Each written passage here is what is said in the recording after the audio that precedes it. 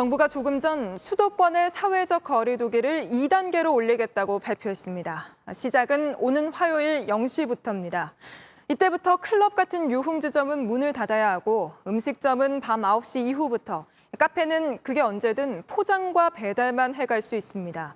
가게 문 닫게 하는 일만은 가급적 피하려던 정부가 이런 결정을 내린 이유는 이러다 미국, 유럽같이 통제하기 어려운 상황까지 갈 수 있다는 위기감 때문입니다.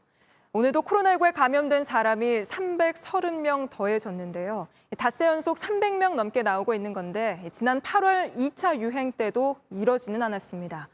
그럼 먼저 어디서 감염이 이어지고 있는 건지 오늘 확진자 현황부터 전해드리고 2단계로 올라가면 우리 일상이 어떻게 바뀌는 건지 자세히 전해드리겠습니다. 강현석 기자입니다. 최근 확진자가 눈에 띄게 늘어난 집단 감염은 서울 노량진 학원 관련입니다. 어제보다 7명이 더 늘어서 76명이 됐습니다. 수강생과 학원 관계자, 가족, 지인까지 추가 감염된 전형적인 집단 감염 사례입니다. 집단 감염이 연쇄적으로 다른 집단 감염으로도 이어집니다. 서울 동대문구 고등학교 감염 관련해서 접촉자를 조사한 결과 확진자의 가족이 다니는 교회에서 추가로 23명의 확진자가 나왔습니다.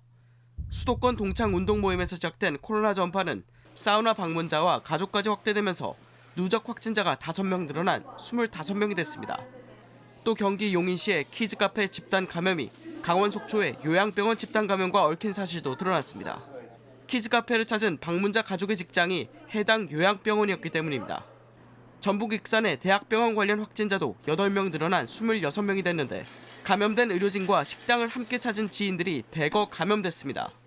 특히 수도권은 나흘 전에 거리두기 단계 상향에도 불구하고 가파른 확산세가 멈추지 않아 호남권도 병원, 직장, 마을 등에서 잇따른 집단 감염으로 심각한 상황에 처해 있습니다. JTBC 강현석입니다. 네, 이런 일상 속 연쇄 감염이 정부가 수도권 거리 두기를 1.5단계로 올린 지 사흘 만에 2단계로 또 올리겠다고 밝힌 이유입니다. 우선은 오는 화요일부터 12월 7일까지 2주간이지만 그 사이 상황이 나아지지 않으면 더 길어질 수도 있겠죠. 이어서 서준석 기자가 오늘 정부 발표 내용을 전해드립니다. 수도권은 이미 2단계 격상 기준 턱밑까지 와 있었습니다. 지난 한 주간 하루 평균 175명의 확진자가 나왔습니다. 확진자 수 자체도 일주일 전과 비교해 2배 넘게 늘었습니다. 그만큼 감염 확산 속도가 빠르다는 겁니다. 수도권의 중증 환자 병상은 52개로 아직 여유가 있지만 증가 추세를 생각하면 미리 대비해야 합니다. 생활 전반에 걸쳐 동시다발적으로 발생하고 있어 대규모 확산의 기로에 서 있는 일촉즉발의 상황입니다. 특히 열흘 남짓 남은 수능이 걱정입니다. 이미 교육당국이 수능을 연기하지 않겠다고 밝힌 만큼 수능 전 확진자가 대규모로 늘어난다면 사회적 혼란이 더 커질 수 있습니다. 또 미국이나 유럽처럼 겨울철 대유행으로 번지기 전에 확산세를 막아야 한다는 필요성도 컸습니다. 격상된 거리두기는 돌아오는 화요일 0시부터 적용됩니다. 지난 19일 1.5단계로 올린 지 닷새 만입니다. 호남 지역도 화요일을 시작으로 거리두기가 1.5단계로 올라갑니다. 호남의 거리두기 격상 기준은 하루 평균 확진자 30명인데 지난 한 주 이미 27.4명까지 다다랐습니다. 거리두기 단계가 올라가면 운영이 제한되는 자영업자와 소상공인은 피해가 불가피합니다. 그러나 방역당국은 지금 확산세를 꺾지 못한다면 코로나19의 통제가 어려울 수 있다며 연대와 협력을 당부했습니다. JTBC 서준석입니다. 네, 이렇게 거리 두기가 올라가면 모두의 일상은 불편해지고 누군가의 밥벌이는 위협받는다는 걸 경험을 통해 잘 알게 됐죠. 이 기간이 더 길어지지 않으려면 2주간 방역 지침을 잘 지켜서 그 안에 확산세를 끊어내야 할 텐데요. 최승훈 기자가 앞으로 어떤 것들을 지켜주셔야 하는지 자세히 정리해드리겠습니다. 가장 강력한 조치가 들어간 곳은 유흥시설입니다. 클럽, 감성주점, 헌팅포차 등 유흥시설 5종류는 집합금지로 아예 문을 닫아야 합니다. 밤 9시가 넘으면 문을 닫아야 하는 곳도 생깁니다. 노래 연습장이나 방문 판매 업체, 실내 스탠딩 공연장 등은 밤 9시까지만 운영합니다. 헬스장과 당구장 같은 실내 체육시설도 마찬가지입니다. 음식점은 밤 9시까지는 보통 때와 같은데 그 이후에는 포장이나 배달만 가능합니다. 음식점은 영업할 때에도 좌석을 한 칸씩 띄우거나 칸막이를 설치해야 합니다. 카페에서는 하루 종일 포장과 배달만 할 수 있습니다. 결혼식이나 장례식 같은 각종 모임이나 행사 인원은 100명으로 제한됩니다. 종교 활동은 좌석 수의 20% 이내 인원만 참여할 수 있고 모임이나 식사는 금지됩니다. 학교는 3분의 1 등교가 원칙이돼 3분의 2까지는 탄력적으로 운영할 수 있습니다. 학원은 음식 섭취가 금지되고 8제곱미터당 1명 또는 4제곱미터당 1명으로 제한하되 밤 9시까지만 운영합니다. 독서실이나 스터디 카페에서도 음식을 먹지 못하고 좌석을 한 칸 띄워야 합니다. 마스크를 반드시 착용해야 하는 공간도 넓어집니다. 실내 전체와 실외 집회 시위장, 스포츠 경기장에선 마스크를 꼭 써야 합니다. 유흥시설과 노래방, 음식점 같은 중점 관리 시설에서는 원 스트라이크 아웃, 우리말로 즉시 퇴출제가 실시됩니다. 조치를 어겼다가 한 번만 걸려도 바로 집합금지를 시킨다는 겁니다. 또 시설 운영자는 300만 원 이하, 이용자는 10만 원 이하의 과태료를 내야 합니다. JTBC 최승훈입니다. 네, 이거 말고도 또 지켜주셔야 하는 것이 마스크 못 쓰는 식사 자리 같은 모임은 피하는 겁니다. 다행히 연말에 각종 모임을 취소했다는 사람들이 늘고 있는데요. 2020년은 송년회 없이 보내는 해로 하는 건 어떨까요? 서영지 기자입니다. 요즘 더 심해졌잖아요, 갑자기. 그래서 지금 안 그래도 원래 있었던 모임들도 거의 취소되는 방향으로 이야기가 나오고 있어요. 확진자가 연일 늘어나자 시민들이 자발적으로 모임을 취소하는 분위기입니다.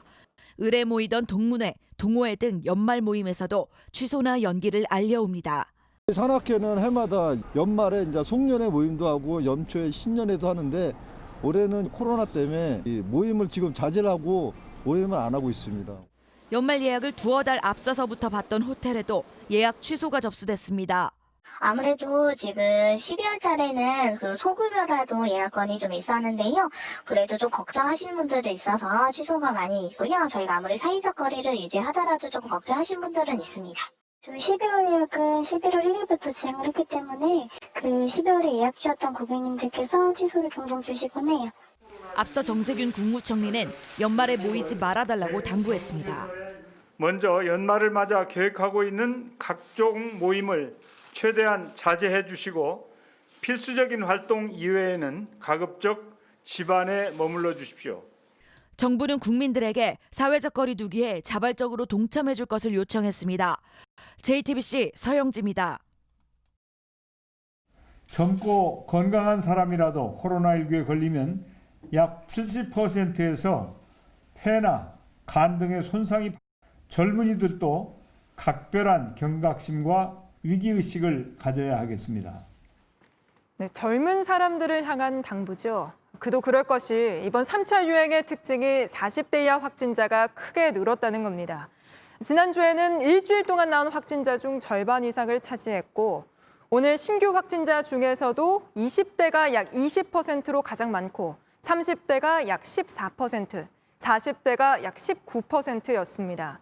지난 2차 유행 때와 비교하면 이 40대 이하 확진자가 16%포인트나 늘어난 셈입니다.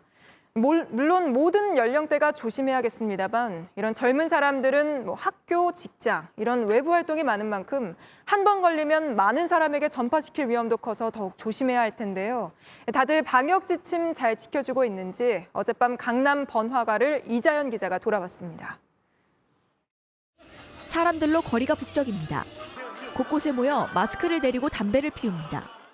밤 10시가 넘은 시간 강남역 번화가입니다. 지금 사회적 거리두기 1.5단계가 시행되고 있지만요. 토요일 밤의 강남역은 이렇게 사람들로 붐빕니다. 밤이 깊어지면서 마스크를 벗은 사람들도 늘어나고 있습니다. 가게 안은 더 붐빕니다. 방역 지침을 잘 지키고 있는 곳이 대부분이지만 여기는 다 잘 돼 있는데 다른 지역에 비해 음식점과 술집이 특히 많은 강남은 수칙 위반도 그만큼 많습니다. 일부 가게는 전자출입 명부조차 없습니다. 필요한 전자출입명부 의무사항이고 또 식이명부는 보조적으로. 거리 두기가 지켜지지 않은 곳도 많습니다. 여기도 테이블관이 이게 안 되는데 여기 붙어 있잖아. 지금 허가증 한번 줘볼래요? 테이블 사이에 칸막이를 뒀지만 너무 낮아서 소용이 없다는 지적도 나옵니다. 칸막이를 최소 이게 비말 차단하려면 90cm 정도 올려야 돼요. 이건 지금 한 40cm밖에 정도밖에 안 되거든요. 어젯밤 단속반이 돌아본 34곳 중 4곳이 방역수칙을 어겼습니다. 당국은 이 업소들에 대해 집합 금지 또는 과태료 처분을 내릴 방침입니다. JTBC 이자은입니다. 서울 지역 대학교들은 학생들이 감염되면서 줄줄이 문을 닫고 있습니다. 확진자가 다녀간 건물은 물론이고 도서관 같이 학생들이 많이 드나드는 곳도 문을 다 닫았는데요. 그런데도 여전히 마스크 제대로 안 쓰는 학생들도 있다고 하는데 여도현 기자가 대학가를 둘러봤습니다. 주말을 맞은 연세대 신촌 캠퍼스 도서관 앞이 텅 비었습니다. 산책을 나온 시민들만 간간히 눈에 띕니다. 뒤편에 있는 한 건물은 아예 문을 닫았습니다. 학생들이 가장 많이 드나드는 건물이기 때문입니다. 내일부터는 도서관도 닫습니다.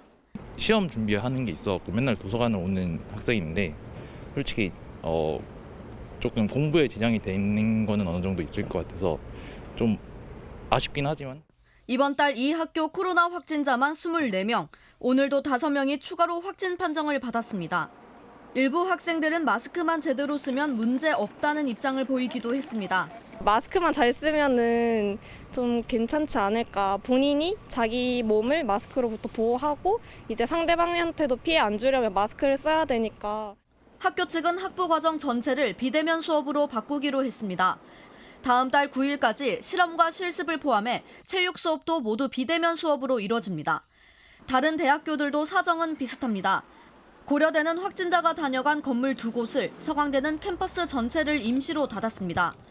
서울대는 중앙도서관을 하루 동안 폐쇄했다가 오늘 다시 문을 열었습니다. 과제 봐야 되는 책이 있어가지고 빌리러 가려고 했는데 폐쇄가 돼서 오늘 방금 갔다 와서. 서울대 측은 확진자 경로를 밝히면서 같은 열람실을 이용한 학생들에게 대인 접촉을 줄여달라고 당부했습니다. JTBC 여도현입니다.